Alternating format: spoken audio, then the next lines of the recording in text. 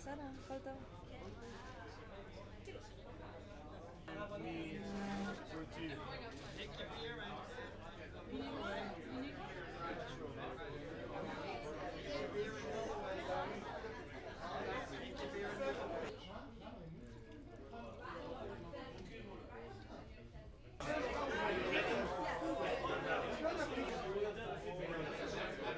Here, 1, 2, 3. There you go. You got your shot.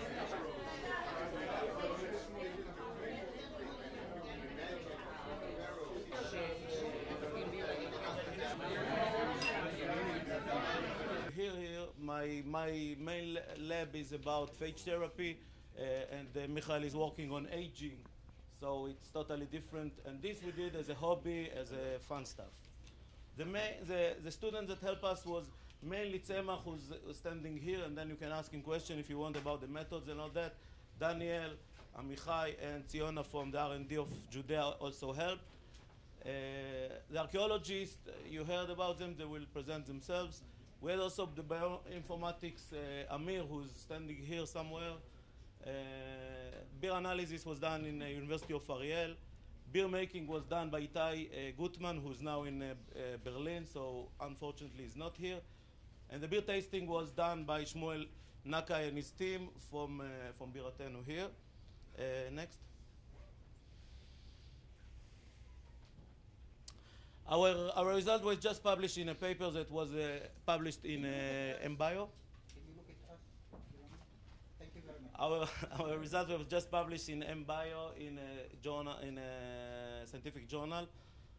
And I just want to thank Biratenu for hosting us here. It's not trivial, and they're doing it voluntarily. Go on. So the whole story started with this guy. This is Itai Gutman, who is a master brewer. He's excellent with beers. He's not a scientist, but he liked to play with beer. And what he tried to do was to create the earliest beer ever known. So for that, he took the wild wheat, which, you know, Aaron Aronson found it a long time ago, 100 years ago, and he did a beer from that. And this was an awful beer. Don't try it. And there was some publication about it, and one of them said, Israel Brewery beer recipe from time of Jesus. And obviously, it's not true, because at the time of Jesus, wheat was already domesticated. It was 10,000 years after the domestication of wheat. So this is not really the beer of Jesus. And then it made us ask, okay, so then what's the taste of the beer of Jesus? So we look a little bit in the literature, and we saw that all the reconstruction of beer done so far were mainly by ancient recipe using modern ingredients and by residue analysis, meaning that you take the chemical things, ingredients from the vessels, and you try to know what's there, and then you reconstruct the beer. Nevertheless, something is very, very important is missing, because one of the most important ingredients in beer is, of course, the yeast. And everybody who reconstruct those ancient beer used modern yeast, mainly the ones that you all know from supermarket, Saccharomyces cerevisiae, that we use for bread, we use for wine, we use for beer. Everybody use it, and they use it for the reconstruction. For sure, it's not what was there at the time. So then we ask, can we isolate those yeast? Can we isolate yeast from vessels? Our yeast are still there. I mean, this is 1,000 years we're talking about. So first we had to develop a method. Go. תלחץ כאן זה סרט.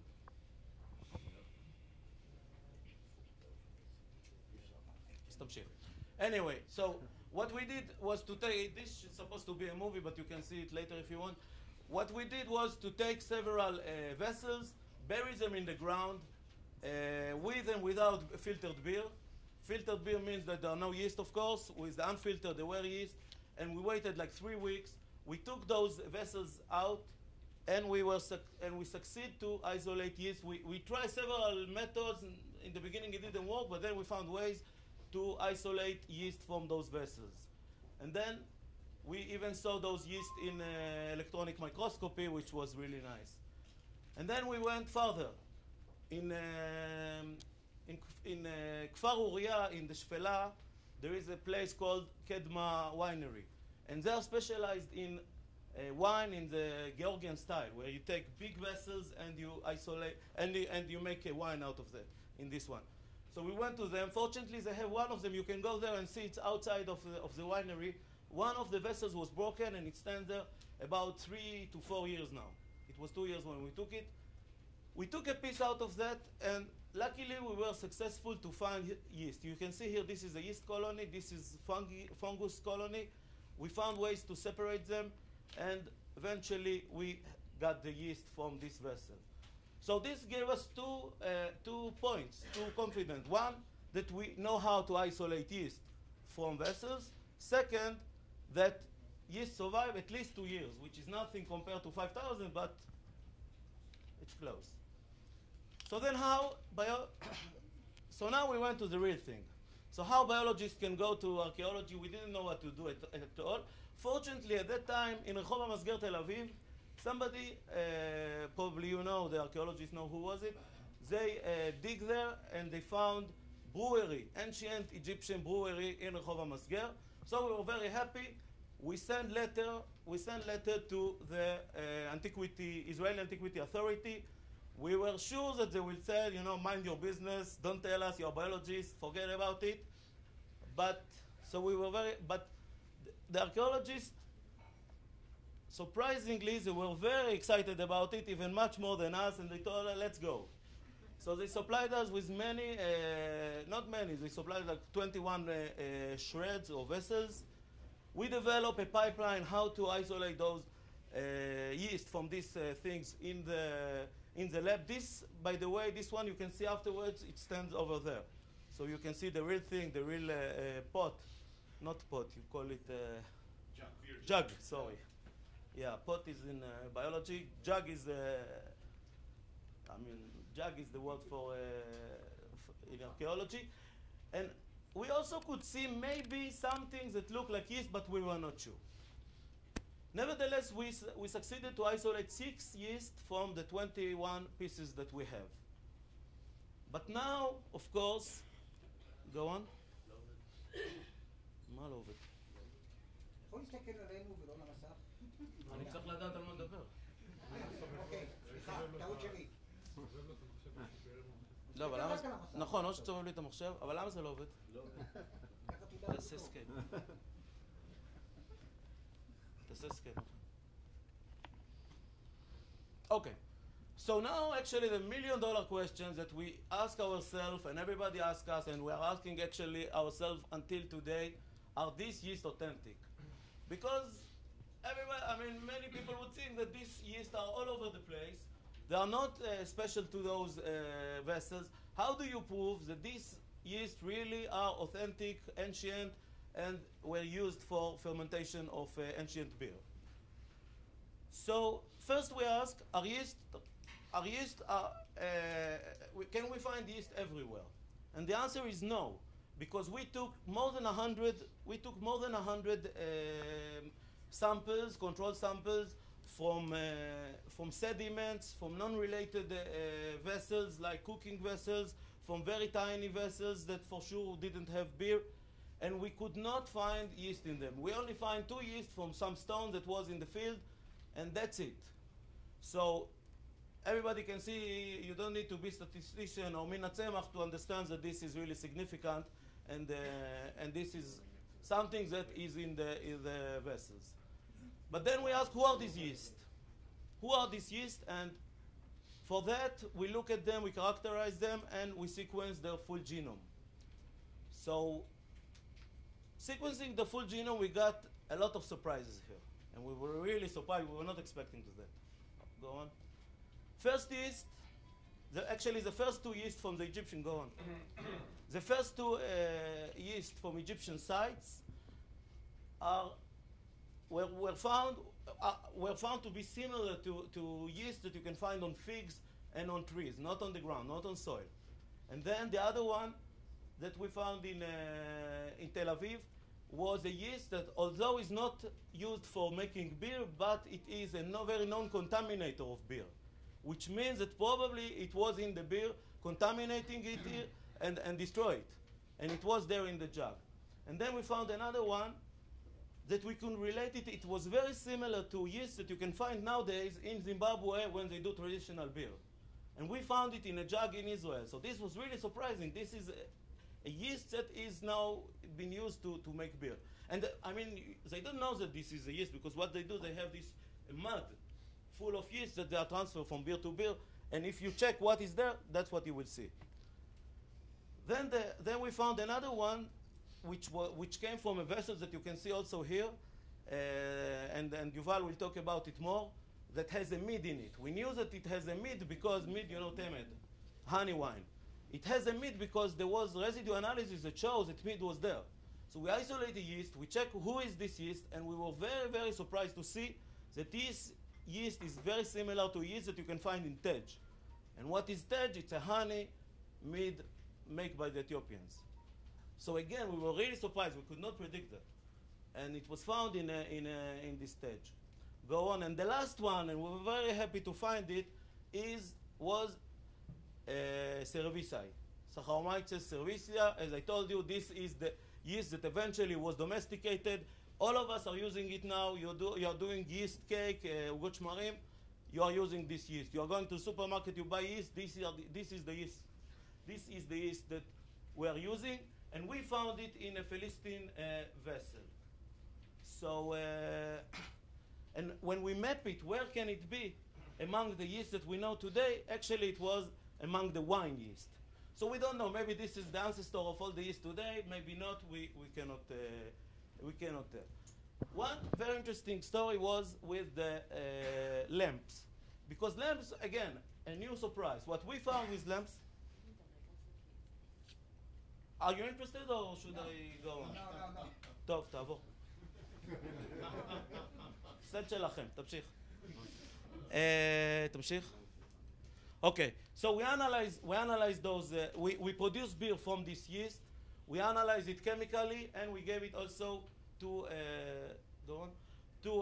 members of tasters, professional tasters, led by Shmuel here, and they test it and check, and it was really drinkable beer. They can compare it to other beers that exist today. Go on. So, just to conclude, these yeast are abundant everywhere. They are not abundant everywhere, but in the vessels. They are similar to yeast isolated from a traditional beverage. They grow similar to modern yeast in wort. They are fermenting drinkable beer. And our conclusion is that these yeast are really authentic ancient yeast used to. Can you say the same thing looking at us? מה? Can you say the same thing looking at us instead of... מההתחלה? לא. The conclusion. בכמה מילים. The conclusion. טלוויזיה זה קשה. No, but don't אני look at the ממש screen, מתנצל. please. לא, בכיף. ככה תודה. שיהיה לכולם. ככה But Uh, don't look at the screen if you don't mind. But I have to remember what to say. Yeah, you have to. Okay, so our conclusion from all that was that these yeast are indeed authentic yeast that were used to ferment beer and mead in the ancient world or days. Go on. And now the question is, of course, how can they survive? And I want to invite my colleague Michael to tell you a little bit about another experiment that we did that shows that yeast can survive many, many years actually without food. What we think is happening there is not that the yeast that are in the pot are the original yeast for 4,000 years ago, but what we think happened is that these yeast formed the colony, and the colony was living for 4,000 years inside the pot, inside the vessel, inside the pores inside in the vessel, and they were dividing and making a colony there. And today we are able to salvage all these living organisms that live inside these nanopores and to revive them and study their properties. And that's basically what we are saying here, a new tool in archaeobiology, being able to study the traits, the characteristics of something ancient because it is surviving. How on earth can something survive for so long? So what we discovered in the lab is something parallel to what was discovered many years ago in bacteria, and this is that bacteria can actually survive for many thousands.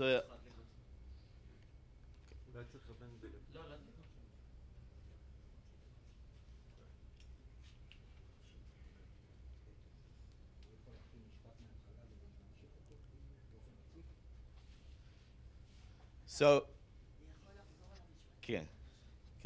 So what we discovered was that yeast can actually survive for a very, very long time without food, a parallel phenomenon to what was discovered many years ago in bacteria.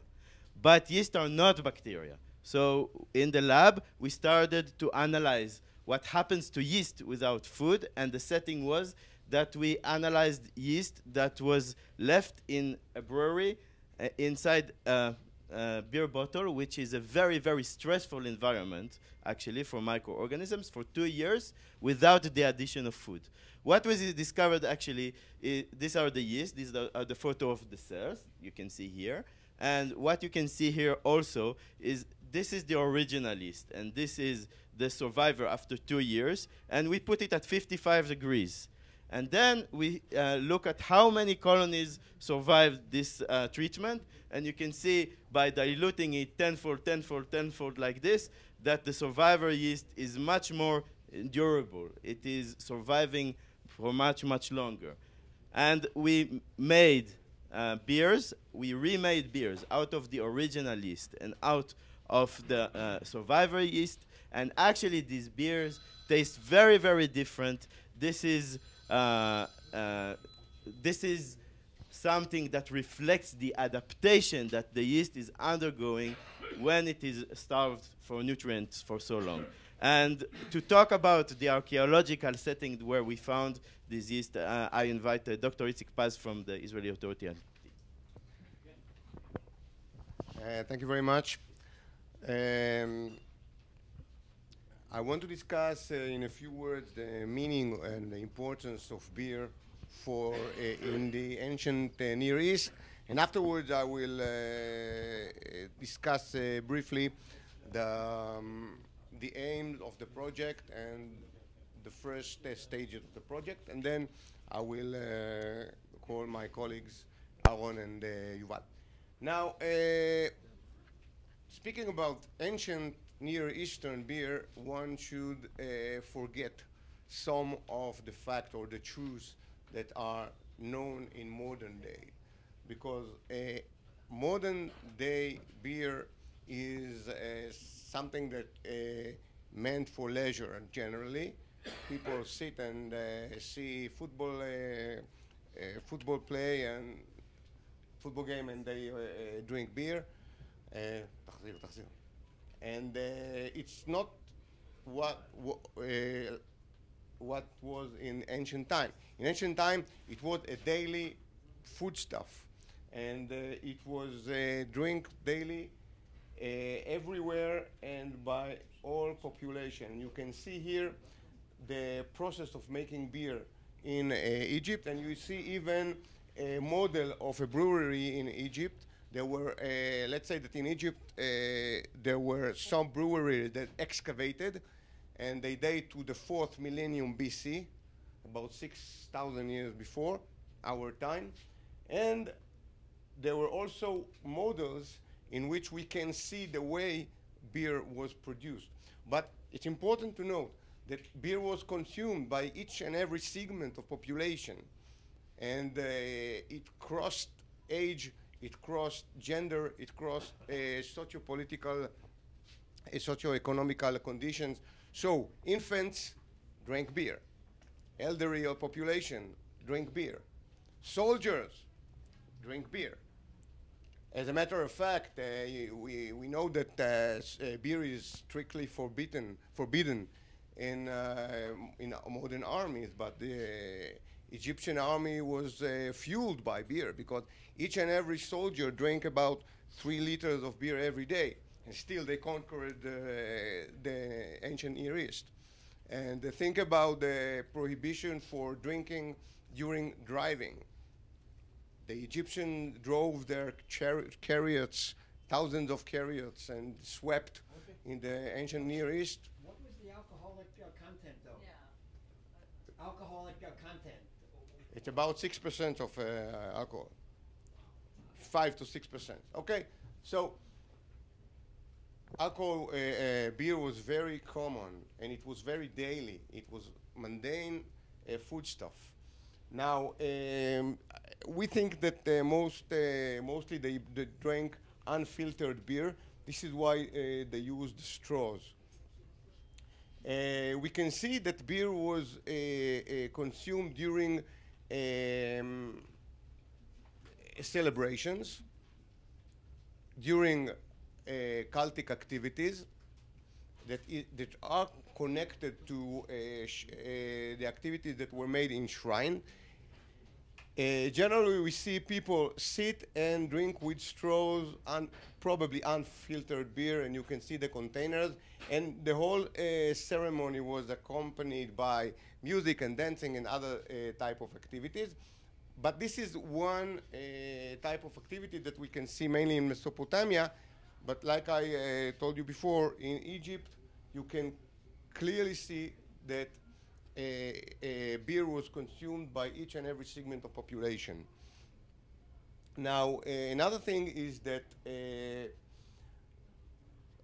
there were some breweries that actually were excavated in Egypt, but also in the land of Israel. And yeah, we were very glad that when Ronen came and posed the challenge for trying to identify and to extract ancient yeast and to produce beer. Now, what we did when it came to the Antiquities Authority, we started to try to figure out which research questions we want to arise and which periods we want to concentrate in. So, the first period we wanted to concentrate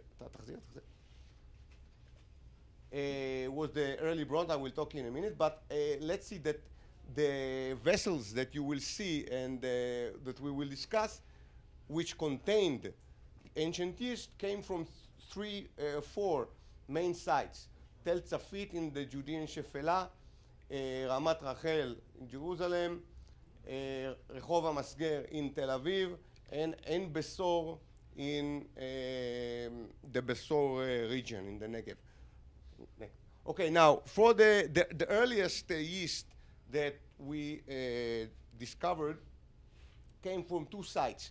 One, an Egyptian structure, possibly a trading post or a governing post that was found at En Besor, today's Park Eshkol. This is a reconstruction of the mud brick structure, in which most of the pottery that was found inside was Egyptian. It came from Egypt. Now, some of the vessels were identified as beer craters in which beer was made. The other site is Rehov HaMasger in Tel Aviv, where there was a settlement that was partly raised because of modern activity, but it was excavated in several stages. The first excavation was made by Jacob Kaplan in 1980. Afterwards, the Antiquity Authority excavated several excavations. What is important is that we identified two fragments of a beer crater that was found in the site, and for us, this is the northernmost evidence for a physical Egyptian presence in the land of Israel, because mostly the physical evidence for Egyptians residing in the land of Israel came from southern Israel, the Besor region, and northwards towards other areas like the Arad region, El Erani, in the Shephelah, in the combination between the Shephelah and the coastal plain. But generally, the northernmost point where Egyptians resided was known as the Ayalon region. the site of Tel Lod. And now we excavated and we found the presence of Egyptians in Tel Aviv. And it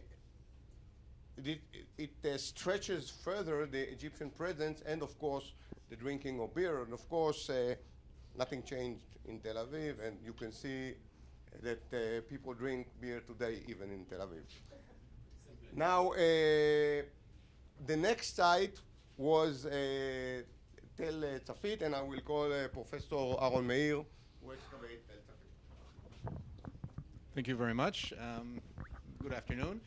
I'm from Bar-Ilan University. I'm the excavator of Tel Tzafit, which is Gat of the Philistines. It's a major site situated about halfway between Jerusalem and Ashkelon, where Goliath came from. We have been conducting excavation there for close to 25 years with many rich layers of finds, including finds relating to the Philistine culture. And here you can see a plan of the site and the two areas where the specific vessels, one of which is over there, you'll see, go on, this is a view of the site. And here are the two vessels that we examined, and they're both, notice that they're of a type that's very special. It's a jug which has a spout, and at the connection between the spout and the vessel, there's a strainer, and you'll be able to see this in a moment over there. And for years, these vessels have been known by archaeologists as beer jugs. It was assumed that they were used for storing beer. This was never proven, and in fact, there was one archaeologist who said it's not for beer, it's for grappa. So there was a bit of an argument here. And these two vessels were sent for analysis, and they came from a destruction level of the site around at 830 BCE when, excuse me, when Hazael, the king of Aram Damascus, came to the site, destroyed it, and so utterly destroyed the site that everything was left in perfect shape. And here you can see how vessels were simply complete. And if we have found beer, then we may find other types of materials as well. And this is one of the exciting aspects of this project, is that it opens up so many other ways and directions for discussing things. Now, just to add one interesting thing is that if you remember your Bible, when they describe the confrontation between Samson and the Philistines, so Samson is described as a teetotaler. He doesn't drink, while the Philistines are described very much so. And this seems to reflect also in the archaeological finds, is that there seems to be a very, very strong preference for beer among the Philistines. And as Yitzhak said, beer is an important liquid in antiquity because it has a very strong caloric content, some significant, you drink it, you get a beer belly. And the other thing is, water in antiquity was not something that you could always drink, and the alcohol content in beer left it drinkable for a longer period than water. And I think we'll pass it on here to Professor Yuval Gadot of Tel Aviv University, who will talk about the next slide. Okay, so here it's all about leisure. Before that, Yitzhak mentioned drinking for food, and here it's all about leisure. I'm okay. Tel Aviv University, we are excavating at the site of Ramat Rachel, not far away from here, outside of Jerusalem. And this is a known palace from the days of the Judean kings, and then afterwards under the Persian Empire. You can go on. And there is a big phenomenon that is known from many parts of Judah, that jars were stamped while still in the workshop by a stamp impression that says the name either Lamelech, belonging to the king, or Yahad, belonging to the province of Yahud, the province of Judah. And these jars are found everywhere. My partner Oded Lifshitz works on them, and they are supposedly holding things that were collected as tax for the government, for the province. Ronen, you want to go on? And the big question is, what is held in these jars? Because what is held in these jars is not just about me drinking this or that, it's about the politics of the empire and the province. And these are the known stamps, and we were always curious. At Ramat Rachel we dug at the site. This is a very known palace now. You can go on. And we found these jars with the stamp impression that says Yahad smashed in a garbage pit. We went into the restoration. Okay, move one step further. Vessels that will bring us the archaeologists, we don't know. We assume, because as Michael said, we are not thinking that this yeast survive as such as cells within the vessel, but actually it's a colony that is going there. The same way that you see eucalyptus outside and you know that it was planted, his ancestors were planted, and now you see the baby eucalyptus. We think those yeast were put in the vessel and living there since then. Once in a while they get nutrients, once in a while they get water, and that's it. And about the mead, we did also residue analysis, so we know that it's coming from honey. There was other possibility that you raised? No, it's coming from honey. Maybe there are others, but we don't have we can only see what we see. Okay, so from all the examinations, this is beeswax that was used there. Regarding the earliest beer, at least from the Neolithic period onwards, after the domestication of wheat and grains, it was used. But there has recently been published even a suggestion from an earlier period as well. So if we can find vessels or contexts where there's some preservation, so in theory maybe we'd find earlier and earlier beer or other related products. But again, that's a question of luck. The beer production remains for beer production must be, let's say, dated to the late 4th millennium BC. In Egypt, we're talking about mid 4th millennium BC. But again, it's not the Neolithic period breweries that were found maybe in China that was published. But the point is that in no place, in no excavation in the world did the researchers actually recreate the yeast or the ancient foodstuffs. Okay, so they found the breweries, but they didn't succeed in analyzing or recreating ancient foodstuff from these breweries. Just want to add that this method that we show here is not limited to beer or yeast. We're talking about every fermented food, including pickles, including cheese. Maybe we can find the bacteria that made the cheese or the pickles. We are talking about kvass, if you know that, this drink, or any drink that is being done by fermentation. How close did you get to the original formulation, do you think? So we are not there, I can tell you that, because probably there was a very big mix of yeast and bacteria within the original mix, and we could find one or two yeast out of that. We are planning now to go and do a screen of DNA and try to analyze more and to understand more about the content of the mixture. But we know that we are not really, this is not really the taste of the beer, but it's much closer than anything done before. So you used a combination of all the different yeast you found in the beer we're going to taste today, or is it one in particular? Not yet. We are planning to. We are planning to use old recipes, residue analysis to understand which plants were used, and also a mixture of yeast that we found, and try to go as closer as we can to the ancient beer. But we always know the limitations that. But the one today, what? No, the one today was just done by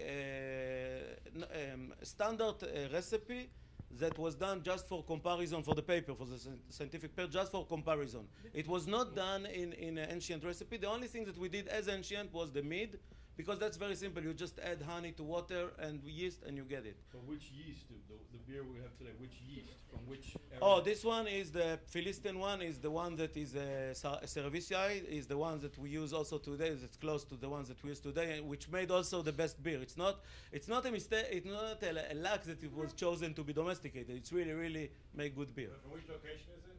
From Gat, from Tel Safi, Gat, the Philistine one. The Plishti.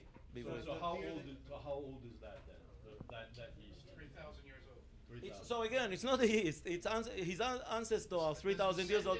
It's a descendant of a 3,000 years old Just to yeast. go to the like recipe. I mean, is there the beer that we're having now is a standard beer recipe of like malt and hops and all of that, just Correct. like the ancient beer. Is there any indication of what was used in terms of flavorants in ancient beer? So for that, we need to do more thorough residue analysis. And also from the recipes that we have some, not Philistine, I think. We don't have a recipe of Philistine, but we have some from Mesopotamia and from Egypt. So is it the same type of processing from the yeast from 3,000 years ago? Like that they would make beer today is the same they make it back then? I only feel that way sometimes. Yeah, I mean, it's similar. Similar with a little bit different in ingredients, but yeah, similar methods. But I think the beer guys here can tell you much more about it. Let's say that the process was quite similar, but there were several different processes. One of the processes that was known in Egypt is taking the first steps towards beer by making bread. They started making bread and they didn't bake it. And it fermented in the sun, and then they added a lot of ingredients. Now, some of the ingredients are known from ancient receipts that were written in papyrus in Egypt. So, for instance, they add the concentration of dates or pomegranate fruits. But we can't say which flavor exactly they have for each beer.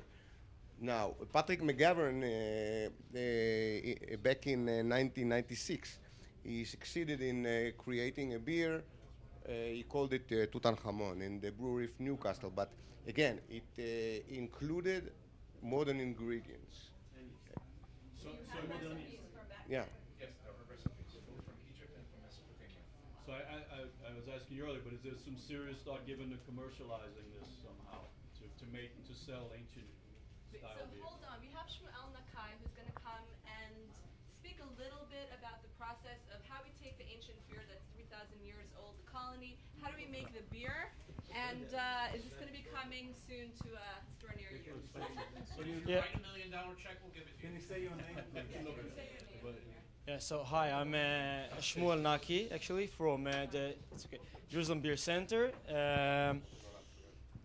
What we did here, we gave a basic guideline for a more modern way, which is very, very basic.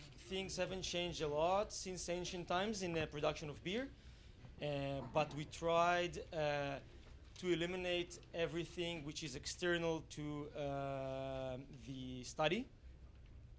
So obviously with more focus on sanitation of the modern vessels that we've used to maximize the yeast that the researchers found, and try to realize what was actually made back then.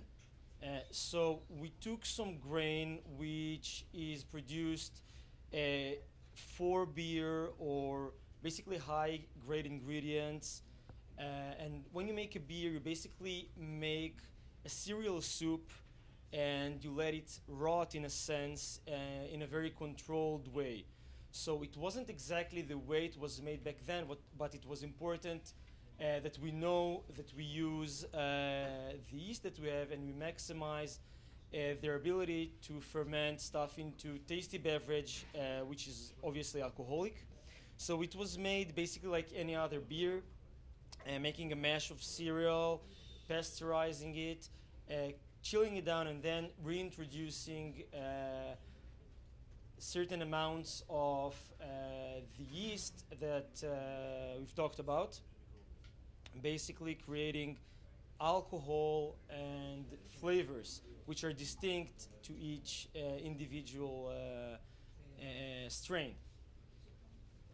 Other than that, which is also unlike ancient beer, we're actually going to try it in a couple of minutes, and we've bottled it like modern beer, so you guys can taste it carbonated, chilled, and ready for serving. It's not filtered, and the flavors we can assume are relatively similar to what people drank ages ago. Any other questions? How long ago was this beer We have. How long ago was the beer made? Sorry, again? How How long long ago? ago was the beer made that we're tasting it today? How long? Ah. I guess these batches were almost a year old. Yeah, they're a year old. Yeah, a year old now. So it's also ancient beer in modern standards. But I want to apologize that we don't have a lot of it, but we'll try to get everybody to taste some. Yeah. Yeah. I guess you didn't use any hops, Sorry, it says. but were any other flavorings used?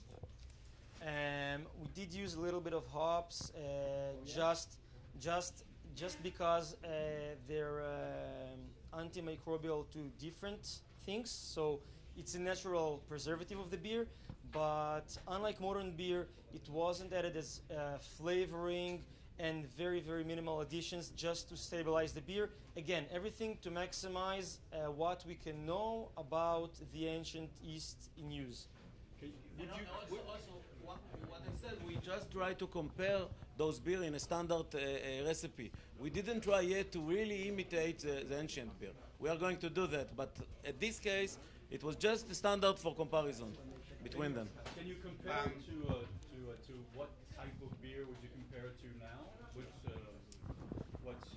So we've made several batches, and it's basically going to taste something like a wheat ale, which is comprised of barley and wheat.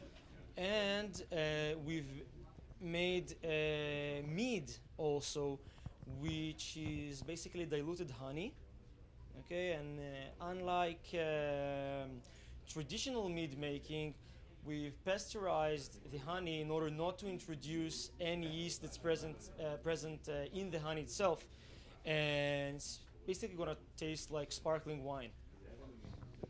I just want to add that something very, very important is that the beers were actually analyzed chemically in University of Ariel, and that the beer actually contains chemicals that are not found today in modern beer. Very, very surprising chemicals that we never find today, and that are made by these amazing yeasts that are found inside that are not modern yeast. I just want to finish up with one thing. I think everybody's been very academic and very reserved. This is a fantastic find. This is really a unique find. It's so exciting. Nothing has been done like this before. And I remember that when we first brought out the beer that you had said, we sat around a table and drank. We raised a cup to say l'chaim, and I said, either we'll be good or we'll be dead in 5 minutes. We live to tell the story. And the other thing is, and I've told you, several of you this, usually in science fiction, the scientists make the ancient, like in Jurassic Park, the dinosaur, and the dinosaur eats the scientist. Here we did the opposite. We ate the dinosaur. So this is really an astounding find, and I think it opens up an entire new field in archaeological science, and you're going to be very fortunate that you're tasting the fruits of this new field. Thank you very much.